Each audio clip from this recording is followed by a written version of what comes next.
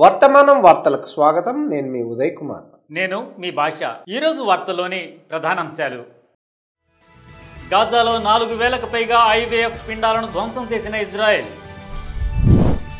దేశ విభజనను గుర్తు చేస్తూ ప్రత్యేక మాడ్యూల్ను విడుదల చేసిన ఎన్సీఆర్టీ ఖండించిన Indian history Congress. Dharmasthala files కొత్తగా సిట్కు ఫిర్యాదు చేసిన బాధితురాలి తల్లి. సెప్టెంబర్ 1న పాట్నాలో ముగియనున్న ఓటర్ అధికార యాత్ర. తెలంగాణ వరదల్లో 1,444 మందిని రక్షించిన రెస్క్యూ టీం.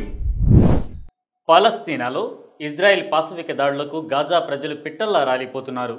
వీరిలో మహిళలు, పిల్లలే కాదు, ఇంకా జీవం పోసుకుని పిండాలు కూడా ఉండటమే నేటి విషాదం. ఇక్కడి అల్బాస్మా ఐవీఎఫ్ కేంద్రంపై ఇజ్రాయెల్ సైన్యం దాడి చేసినప్పుడు 4,000 కంటే ఎక్కువ ఘనీభవించిన పిండాలు, 1000కి పైగా స్పెర్మ్ నమూనాలు, ఇంకా ఫలదీకరణం చెందని అండాలను నాశనం చేసిందని పాలస్తీనియన్ మానవ హక్కుల కేంద్రం విడుదల చేసిన నివేదిక పేర్కొంది. ఇజ్రాయెల్ సైనిక దురాక్రమణ జరిగిన మొదటి 7 వారాల్లోనే మొదటి దశ విధ్వంసం జరిగిందని, రెండవ దశ డిసెంబర్ 2023లో జరిగిందని నివేదిక పేర్కొంది. దీని ఫలితంగా ఐవీఎఫ్ సెంటర్ పూర్తిగా తుడిచిపెట్టుకుపోయింది. ఐక్యరాజ్య సమితి విచారణ కమిషన్ మార్చి 2025లో ప్రచురించిన నివేదికలో సైతం ఈ సంఘటనను నమోదు చేసింది. వాయిసెస్ ఆఫ్ ది జెనోసైడ్ అనే శీర్షికతో ఉన్న ఈ నివేదిక 2023 అక్టోబర్ నుండి జనవరి 2025 వరకు గాజా స్ట్రిప్లో ఇజ్రాయెల్ కొనసాగిస్తున్న జెనోసైడ్ను నమోదు చేసింది. ఈ రిపోర్టును 1,225 మందిని ఇంటర్వ్యూలు చేసి రూపొందించారు. ఓపెన్ సోర్స్ సమాచారం. గాజాలోని స్థానిక సంస్థలు, యుఎన్ వంటి అంతర్జాతీయ సంస్థలు, పరిస్థితిని పర్యవేక్షిస్తున్న మానవ హక్కుల సంస్థల నుండి అధికారిక నివేదికలు దీనిని ధృవీకరించాయి. నివేదిక ప్రకారం గాజాలోని Hala fertility centre director doctor Mohammed Joda పీసీహెచ్ఆర్తో మాట్లాడుతూ, ఈ కేంద్రం ట్యాంక్ షెల్స్తో బాంబు దాడి చేశారని, అన్ని పరికరాలను పూర్తిగా నాశనం చేసి భవనానికి విస్తృతమైన నష్టాన్ని కలిగించారని అన్నారు. యుద్ధ సమయంలో 5 మహిళలకు ఐవీఎఫ్ చేయాల్సి ఉంది. అయితే ఇజ్రాయెల్ దాడి కారణంగా మేము చేయలేకపోయాము. అందువల్ల ఇంప్లాంటేషన్ ప్రక్రియ పూర్తి కాలేదు. విషాదకరమైన విషయం ఏమిటంటే 2 మహిళలకు ఇంప్లాంటేషన్ చివరి ప్రయత్నం, ఎందుకంటే వారికి తదుపరి ఇంప్లాంటేషన్ అవకాశం లేదు. యుద్ధానికి ముందు పనిచేస్తున్న 8 కేంద్రాలలో 6 కేంద్రాలను ఇజ్రాయెల్ పూర్తిగా ధ్వంసం చేసింది. ప్రస్తుత పరిస్థితుల్లో ఇంప్లాంటేషన్ ఆపరేషన్లు చేసే అవకాశం లేదు. దిగ్బంధనం కారణంగా ప్రత్యేక పరికరాలు అందుబాటులో లేకుండా పోయాయని ఆయన వాపోయారు. ఉద్దేశపూర్వకంగా సంతానోత్పత్తి కేంద్రాలను నాశనం చేయడం, 4,000 కంటే ఎక్కువ ఘనీభవించిన పిండాలను కోల్పోవడం సహా పాలస్తీనా జనాభా పునరుత్పత్తి సామర్థ్యంపై ప్రత్యక్ష దాడిని సూచిస్తుందని, జననాలను నిరోధించాలనే ఉద్దేశాన్ని ఇది తెలుపుతుందని నివేదిక పేర్కొంది.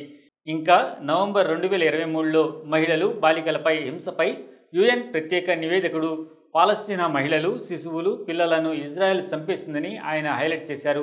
ఈ చర్యలు జెనోసైడ్ కన్వెన్షన్ కింద మారణహోమంగా పరిగణిస్తారని పేర్కొన్నారు. మొత్తంగా 20 నెలల మారణహోమ యుద్ధం తర్వాత గాజాలో ప్రస్తుత దృశ్యం మొత్తంగా 20 నెలల మారణహోమ యుద్ధం తర్వాత గాజాలో ప్రస్తుత దృశ్యం ఆధునిక చరిత్రలో కనిపించని విధంగా ఊహించలేని వినాశనం జరిగింది. యుఎన్ అంచనాల ప్రకారం జూలై 2024 మధ్య నాటికి బాంబు దాడి నుండి శిథిలాలు 42 మిలియన్ టన్నులు అధిగమించాయి. ఒకప్పుడు అభివృద్ధి చెందుతున్న నగరమైన రఫా మే 2024లో జరిగిన పూర్తి స్థాయి దాడి తర్వాత పూర్తిగా నాశనమైంది. ఖాన్ యూనిస్, దాని తూర్పు పట్టణాల్లో ఎక్కువ భాగం నేలమట్టమయ్యాయి. ఫలితంగా అక్కడి స్థానికులు ఇప్పటికే రద్దీగా ఉన్న అల్మవాసి ప్రాంతానికి పారిపోవలసి వచ్చింది అని నివేదిక పేర్కొంది. భారతదేశ విభజనను గుర్తు చేస్తూ ఆగస్టు 14న విభజన గాయాల స్మారక దినం సందర్భంగా ఎన్సీఆర్టీ ప్రత్యేక పాఠ్యాంశాలను విడుదల చేసింది. దేశ విభజనకు మహమ్మద్ అలీ జిన్నాతో పాటు కాంగ్రెస్ పార్టీని బాధ్యులుగా పేర్కొంది. కాగా ఈ వాదనను ఇండియన్ హిస్టరీ కాంగ్రెస్ తీవ్రంగా ఖండించింది. ఇది మతపరమైన ఉద్దేశంతో కూడిన అబద్ధాలని పేర్కొంది. ఈ పాఠ్యాంశాలను వక్రీకరించారని ఆగస్టు 25 నాటి తీర్మానంలో ఐహెచ్సి పేర్కొంది. దీనిని పాఠశాలకు వెళ్లే లేత మనసులోకి జొప్పిస్తున్నారని విమర్శించింది. దేశ విభజనకు ముస్లిం లీగ్ను మాత్రమే కాకుండా ఇండియన్ నేషనల్ కాంగ్రెస్ను బాధ్యులను చేసింది. అదే సమయంలో బ్రిటిష్ వలస పాలనను బాధ్యత నుండి తప్పించాయి. చరిత్రను పూర్తిగా తలక్రిందులుగా చేస్తూ స్వాతంత్ర్య పోరాటంలో మతపరమైన శక్తుల విధేయత వైఖరికి అనుగుణంగా ఈ పాఠ్యాంశాలు దేశ విభజనకు కాంగ్రెస్ను బాధ్యత వహించేలా చేస్తున్నాయి. అదే సమయంలో బ్రిటిష్ వారికి క్లీన్ చిట్ ఇస్తున్నాయని ఐహెచ్సి పేర్కొంది. ఈ నెల ప్రారంభంలో విభజన గాయాల స్మారక దినోత్సవాన్ని పురస్కరించుకొని 9 నుండి 12 తరగతులకు ఒకటి, 6 నుండి 8 తరగతులకు మరొక మాడ్యూల్ను ఎన్సీఆర్టీ విడుదల చేసింది. విభజనకు జిన్నా డిమాండ్ చేయగా కాంగ్రెస్ పార్టీ దాన్ని ఆమోదించిందని, బాటన్ అమలు చేశారని తెలిపింది. మొత్తంగా విభజనకు ముగ్గురు కారణమని ఆ పాఠాలు పేర్కొనడం గమనార్హం. కాగా విభజన అనేది 19వ శతాబ్దం నుండి ముఖ్యంగా 1857 తిరుగుబాటు తర్వాత హిందువులు, ముస్లింలు భుజం కలిపి పోరాడిన బ్రిటిష్ వారు అనుసరించిన విభజించి పాలించు విధానానికి పరాకాష్ఠని వాదించింది. బ్రిటిష్ వారు క్రమంగా మతపరమైన విభజనను తీవ్రతరం చేశారని, కాలక్రమేణా విభజన అనివార్యమైందని తీర్మానం పేర్కొంది. ఎన్సీఆర్టీ పాఠ్యాంశాల్లో హింసను ఏకపక్షంగా చిత్రీకరించడాన్ని కూడా ఐహెచ్సి విమర్శించింది. అవి హిందువులు, సిక్కులపై జరిగిన దురాఘాతాలను వివరించాయి. అయితే ముస్లింలపై చోటు చేసుకున్న ప్రతీకార భయానక సంఘటనల గురించి ప్రస్తావించలేదని పేర్కొంది.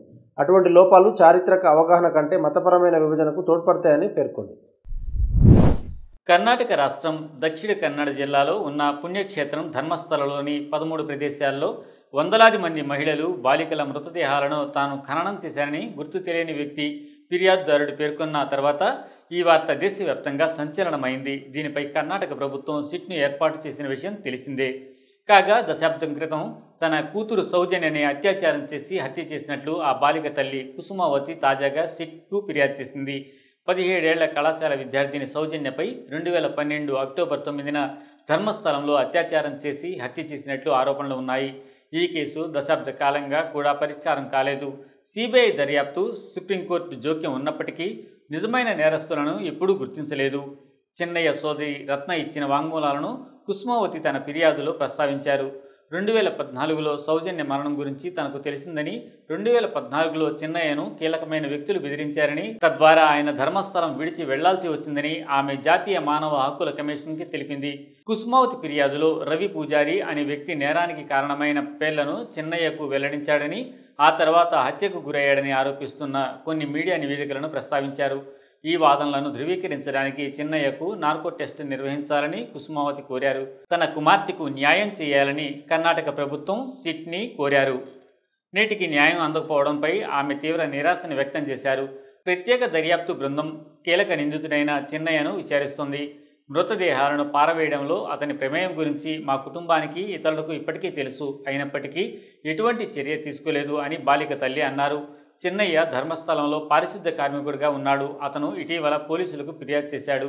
తన సర్వీస్ సమయంలో అనగా 1995 నుండి 2014 మధ్య లైంగిక వేధింపుల గుర్తులు ఉన్న మహిళలు, బాలికల మృతదేహాలతో సహా అనేక మృతదేహాలను బలవంతంగా ఖననం చేయవలసి వచ్చిందని పేర్కొన్నాడు.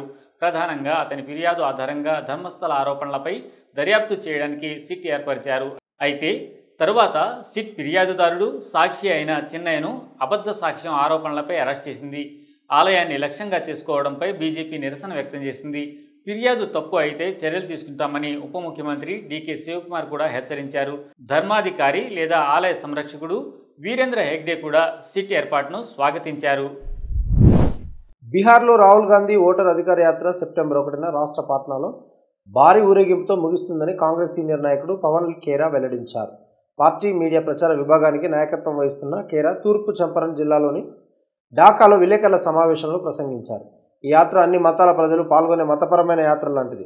సెప్టెంబర్ 1న మా నాయకులు పాట్నాలోని గాంధీ మైదాన్ నుండి బాబాసాహెబ్ అంబేద్కర్ విగ్రహం వరకు చేసే కవాతుతో ఊరేగింపు ముగుస్తుంది. ఇది ముగింపు కాదు, మన ప్రజాస్వామ్యాన్ని కాపాడుకునే దిశగా కొత్త ప్రయాణమని ఆయన అన్నారు. అంతకుముందు ఆ రోజు గాంధీ మైదాన్లో ర్యాలీని ప్లాన్ చేసినట్లు పార్టీ తెలిపింది. ప్రధాని నరేంద్ర మోడీ వాక్చాతుర్యంతో దేశ ప్రజలు చాలా కాలంగా పరధ్యానంలో ఉన్నారు, కానీ వారు ఇప్పుడు విసిగిపోయారని ఖేరా అన్నారు. అందువల్ల ఓటే చోర్ గద్దీ చోర్ నినాదం చౌకీదార్ చోర్ హై నినాదం కంటే ఎక్కువ ప్రభావాన్ని చూపుతుంది. మేము విశ్వసిస్తున్నామని పవన్ ఖేరా అన్నారు. అమెరికా సుంకాలు పెంచిన తర్వాత ప్రజల శీతల పానీయాల నుండి షికాంజీకి మారాలని సూచించడం ద్వారా ఆర్ఎస్ఎస్ చీఫ్ మోహన్ భగవత్ మోదీని కాపాడేందుకు ప్రయత్నిస్తున్నారని ఖేరా ఆరోపించారు. అదే సమయంలో పాల్గొన్న ఆర్జేడీ ఎంపీ సంజయ్ యాదవ్ మాట్లాడుతూ టీ అమ్మిన వారిని భగవత్ కోరుకోకపోవచ్చు అని వ్యంగ్యంగా వ్యాఖ్యానించారు. మనం షికాంజ్తో పాటు గంగా, గండక్ నదుల నుండి తీసిన పాలు, నీరు కూడా తాగుతామని ఆయన హామీ ఇవ్వాలి. తన సొంత రాష్ట్రమైన గుజరాత్లో రైలు ఫ్యాక్టరీని ప్రకటించి బీహార్ నుంచి చౌక కార్మికులను తీసుకెళ్లడం తప్ప వేరే ప్రయోజనం లేదని ఆయన ప్రధానమంత్రిని విమర్శించారు. ఇంకా 2 రోజులు మిగిలి ఉన్న ఓటర్ అధికార యాత్రకు స్పెషల్ ఇంటెన్సివ్ రివిజన్ పేరుతో ఓటర్ల జాబితా నుండి పేర్లను తప్పుగా తొలగించడం వల్ల ఎక్కువగా నష్టపోయిన మహిళల నుండి అధిక స్పందన వచ్చిందని CPIML Liberation MLC Shashi Yadav పేర్కొన్నారు. నేపాల్లో జన్మించిన మహిళలు బిహారీ పురుషులను వివాహం చేసుకున్నారు. ఈసీ కోరినట్లుగా వారు తమ తల్లిదండ్రుల జనన ధృవీకరణ పత్రాలను ఎలా తీసుకువస్తారని ఆయన ప్రశ్నించారు. గతంలో తాము ఎన్డీఏకు ఓటు వేశామని, కొన్ని సందర్భాల్లో భర్తలు అత్తమామల కోరికలను ధిక్కరించామని వారు ఇప్పుడు మనకు చెప్తున్నారని ఆయన అన్నారు. రాహుల్ గాంధీ బీజేపీ ద్వేష రాజకీయాలకు ప్రతీకగా సమాజంలో ఐక్యత, ప్రేమ పెంచేందుకు మెహబత్ కీ దుకాన్, ప్రేమ దుకాణం అనే తన పిలుపును మరొకసారి గుర్తు చేశారు. ఆయన దేశంలోని 500 ప్రధాన కంపెనీల్లో దళితులు, ఆదివాసీలు, వెనుకబడిన వర్గాల వారు సీఈఓలుగా ఎందుకు లేరని ప్రశ్నించారు. ప్రభుత్వ ఉద్యోగాల్లోనే కాకుండా ప్రైవేట్ రంగంలోనూ సమాన భాగస్వామ్యం ఉండాలని డిమాండ్ చేశారు.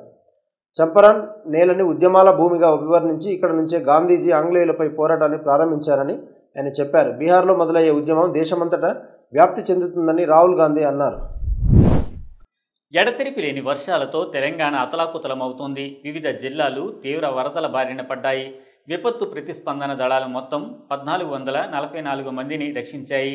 కామారెడ్డి, మెదక్, రాజన్న సిరిసిల్ల, నిర్మల్, నిజామాబాద్, ఆదిలాబాద్, జగిత్యాల, సూర్యాపేట, కరీంనగర్ జిల్లాల్లో సహాయక చర్యలు చేపట్టారు. భారీ వర్షాలు సృష్టించిన విధ్వంస దెబ్బకు 6 వ్యక్తులు కనిపించకుండా పోయినట్లు సమాచారం. జగిత్యాల నుండి 1, మెదక్ నుండి 2, రాజన్న సిరిసిల్ల, సూర్యాపేట, కరీంనగర్ నుండి 1 తప్పిపోయారు. వారి ఆచూకీ కోసం సహాయక చర్యలు కొనసాగుతున్నాయి. కాగా కామారెడ్డి, బీబీపేట, రాజంపేట, నిజాంసాగర్, ఎల్లారెడ్డి, మాచారెడ్డి సహా 6 మండలాలు ఎడతెరిపి లేకుండా కురుస్తున్న వర్షాలు, వరదల కారణంగా తీవ్రంగా ప్రభావితమయ్యాయి. నిన్న రామారెడ్డి గ్రామంలో 171.3 మిల్లీమీటర్లు, కామారెడ్డిలోని అర్గొండ్ స్టేషన్లలో 44 సెంటీమీటర్ల వర్షం కురిసింది. కామారెడ్డిలోని 10 స్టేషన్లు, నిర్మల్లో 4, మెదక్లో 6, నిజామాబాద్, సిద్దిపేటలోని మిగిలిన స్టేషన్లతో సహా మొత్తం 23 ప్రదేశాల్లో 20 సెంటీమీటర్ల కంటే ఎక్కువ వర్షపాతం నమోదైందని తెలంగాణ అభివృద్ధి ప్రణాళిక సంఘం తెలిపింది. గత 50 సంవత్సరాలలో తక్కువ వ్యవధిలో ఇంత భారీ వర్షం కురవడం ఇదే మొదటిసారి. రాజన్న సిరిసిల్ల జిల్లాలోని గంభీరావుపేట మండలంలో చిక్కుకున్న 7 గ్రామస్తులను ఆర్మీ హెలికాప్టర్లు రక్షించగా, ఇతర జిల్లాలోని పడవల ద్వారా చాలామందిని రక్షించారు. ముఖ్యమంత్రి రేవంత్ రెడ్డి భారీ వర్షాల ప్రభావిత ప్రాంతాలపై సమీక్ష నిర్వహించారు. నీటిపారుదల మంత్రి ఉత్తమ్ కుమార్ రెడ్డి పెద్దపల్లి జిల్లాలోని గోదావరి నదిపై ఉన్న శ్రీపాద ఎల్లంపల్లి ప్రాజెక్టును సందర్శించి పరిస్థితిని సమీక్షించారు. మరో వంక హైదరాబాద్ డివిజన్లోని వివిధ ప్రదేశాలలో ట్రాక్లపై నీరు పొంగిపోలుతున్న కారణంగా 69 రైళ్లు రద్దు చేశారు.